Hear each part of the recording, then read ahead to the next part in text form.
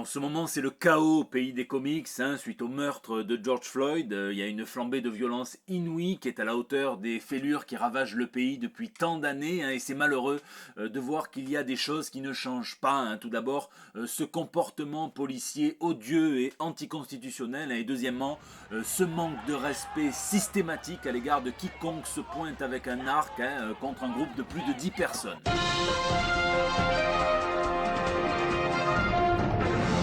En revanche, on peut dire que Batman a la cote, et ça m'étonne absolument pas. D'ailleurs, ça se bouscule même pour devenir des sidekicks, et on peut voir là que la police n'a vraiment honte de rien. Ça doit être un ancien Harvey Bullock, et j'en profite pour rappeler qu'il ne suffit que d'un commissaire Gordon pour inspirer ou dégager même le pire des ripoux. Black Lives Matter, les vies des Noirs comptent plus que jamais.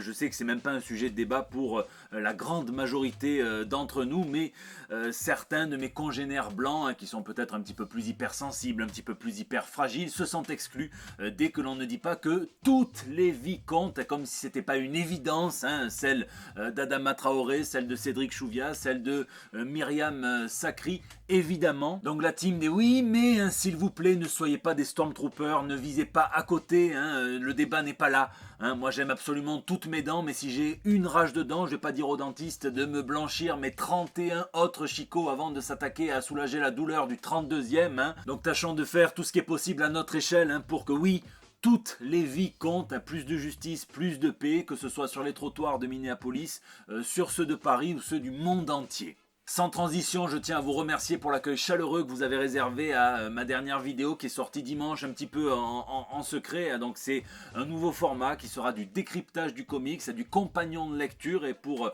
les premiers comics, j'ai choisi les nouveaux X-Men, House of X, Powers of Ten, qui sortent aujourd'hui, le premier chapitre en VF, donc de Jonathan Hickman, de Pepe Larraz, de Hervé Silva et de Malte Gracia. Il y en aura 4 autres, donc une par chapitre VF, la deuxième c'est le 14 juin et on viendra là par contre spoiler à mort et donc décrypter le comics.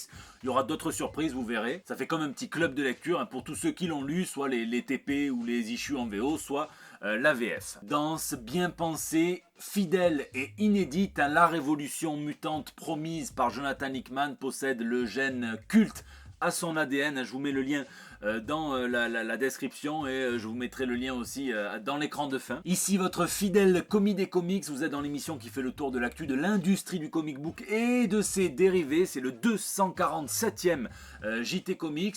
Au fond, qu'est-ce que l'essence des comics? C'est un espace où coexistent du noir, du blanc ainsi que toutes les couleurs entre les deux. Donc voilà, sans plus attendre, on passe aux news de la semaine. Rose épineuse. Votre enfant entre en CP, il apprend à lire, il a du mal à trouver un roman qui lui plaise. N'ayez crainte, Dynamite Entertainment a pensé à vous en adaptant en prose la série de comics The Boys, donc de Garth Ennis et de Darick Robertson. C'est Dan Wicklin qui se charge de l'adaptation, qui fera progresser et en lecture et en anatomie. Son attention se portait sur les mains de Robin qu'il tenait encore fermement. Ses mains reliées à ses poignets, même reliées à ses avant-bras qui terminaient en os sanglants à découvert à la place de ses coudes.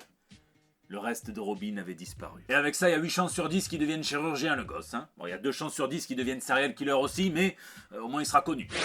Retour. Une semaine, 4 retours. Ça ressemble clairement à la messagerie du promoteur de la tournée des Stars 80. Quand l'argent pour la coque vient à manquer. Le premier, ça va faire plaisir aux fans de Zack Snyder, aux fans du DCEU, un petit ange parti trop tôt, puisque Henry Cavill serait en négociation pour reprendre, réendosser la cape de Superman. Sauf que selon les rumeurs, ça ne serait pas du tout pour un Man of Steel 2. Ainsi, dans les comics, on a déjà eu droit au fils rouge. Là, vous virez le S, vous le remettez sur le poitrail et ça serait pour un rôle de fil rouge, autant que le slip, puisque il apparaîtrait dans divers films d'ici, un petit peu comme Nick Fury dans les films Marvel. Le retour également de Vif Argent, puisque l'acteur Ivan Peters aurait été casté donc, dans la série WandaVision dans un rôle non spécifié. Enfin bon, quand on sait qu'il a incarné le frère de Wanda Maximoff dans plusieurs films X-Men de la Fox, beaucoup de gens spéculent et s'imaginent qu'il va reprendre ce rôle-là. D'autant que si on doit le comparer comparé à Aaron Taylor Johnson, je pense qu'il n'y a même pas match, c'est clairement lui qui gagne. Et ça serait marrant qu'au final ça soit qu'un simple voisin, ça serait clairement une histoire d'horreur à l'américaine pour tous ceux qui rêvaient de revoir une fameuse scène en slow motion. C'est aussi le retour de Batman, enfin au moins sur les plateaux de tournage, puisque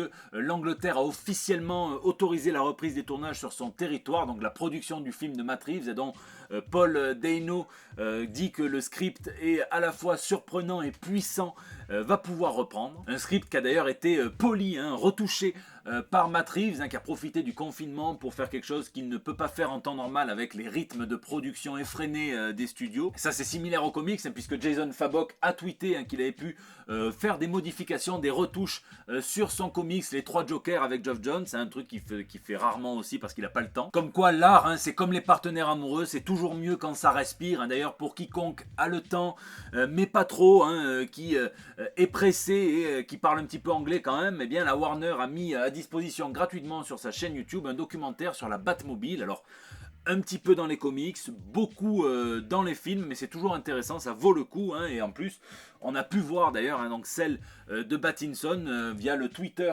de son concepteur qui a montré plein de photos et c'est assez cool. Et enfin le retour de Daredevil, ou plutôt, et c'est assez ironique, le retour pour l'avocat de Marvel de ses droits d'adaptation à l'écran chez Marvel Studios. On arrive à la fin du partenariat avec Netflix et dès le 1er janvier 2021, le diable de Hell's Kitchen pourra, en espérant ne pas se prendre un retour de bâton, venir s'excuser auprès de tous les Vengeurs sauf Iron Man et leur dire désolé pour Endgame, j'ai pas vu la convocation.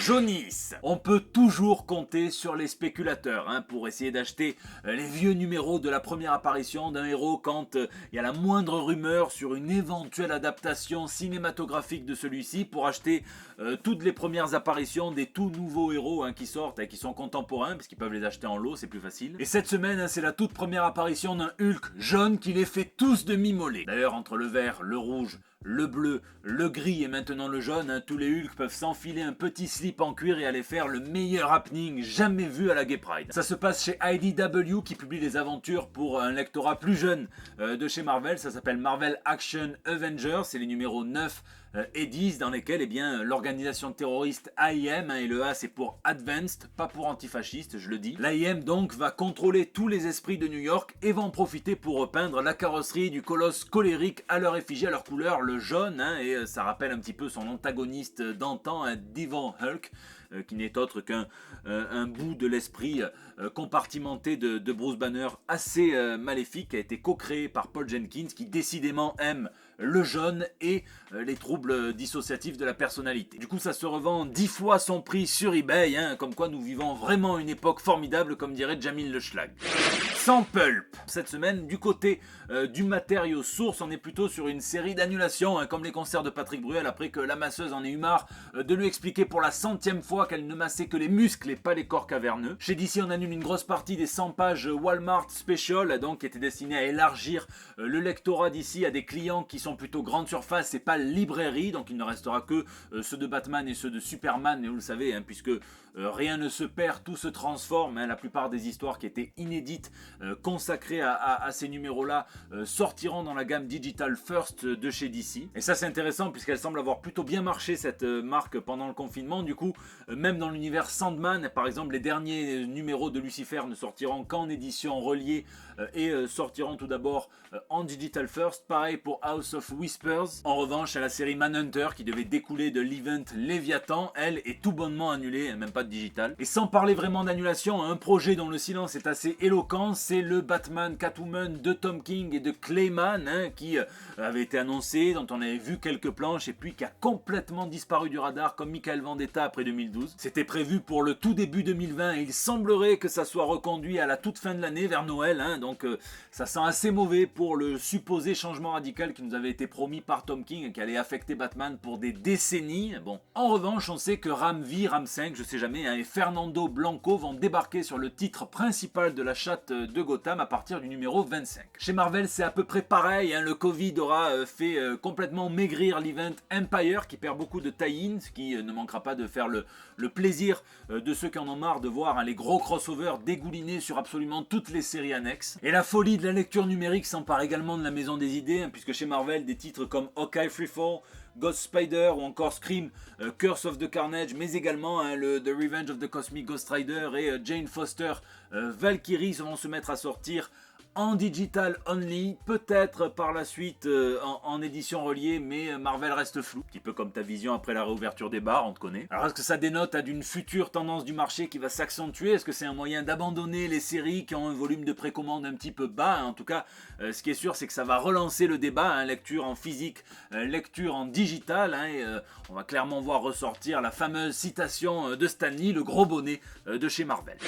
Lisez, lisez et lisez, hein, moi en ayant sorti 4 vidéos en une semaine, donc 2 JT Comics, la soirée Philibert Marvel Champions et le décryptage de Hoxpox, eh bien vous aurez compris que j'ai pas lu énormément. J'ai relu des passages de Hoxpox hein, pour vous préparer la prochaine vidéo du 14 juin. N'hésitez pas à me dire ce que vous avez lu ou geeké cette semaine dans les commentaires, hein, puisque c'est la fin de ce JT. J'espère qu'il vous a plu. Je tiens à remercier absolument tous ceux qui l'ont regardé, tous ceux qui mettent des pouces bleus, tous ceux qui partagent sur Facebook, qui tweetent, qui retweetent, qui m'identifient dans des stories Instagram. Hein. Sachez que je vois tout et que je vous en suis très reconnaissant. Hein, donc n'hésitez pas à réagir.